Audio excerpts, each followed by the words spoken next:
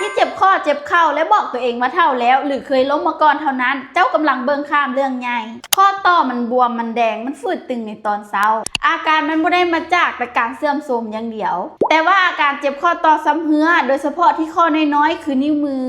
อาจเป็นสัญญาณเตือนว่าระบบภูมิคุ้มกันของเจ้ากำลังทำลายกันเองภูมิคุ้มกันของเจ้าที่ควรจะฆ่าเชื้อโรคกำลังสับสนแล้วหันมาโจมตีเยื่อหุ้มข้อของเจ้าเองนี่คือพยาธิรุมาตอยด์สัญญาณที่ชัดเจนที่สุดคือข้อฝืดตึงในตอนเช้าต้องใช้เวลาโดนเกิน1 ชั่วโมงกว่าจะเหน่งตีงได้ปกติพยาธินี้บ่ได้เป็นแต่คนเฒ่าคนวัยเฮ็ดเวียกก็เป็นได้ยิ่งเจ้าสูบยาหรือตุ้ยเกินไปก็ยิ่งเพิ่มความเสี่ยงเศร้าคิดว่าเจ็บข้อคือเรื่องปกติถ้ารู้สึกเจ็บหลายข้อพร้อมกันแถมฝืดตึงตอนเช้ารีบไปกวดหารูมาตอยด์แฟกเตอร์ด่วนเบิ่งแยงข้อต่อจากภายในด้วยแคลเซียมและคอลลาเจนอย่าคิดว่าเรื่องเจ็บข้อคือเรื่องปกติของวัยแต่ถ้าภูมิคุ้มกันตีกันเองเจ้าต้องปรึกษาแพทย์เฉพาะทางเด้อ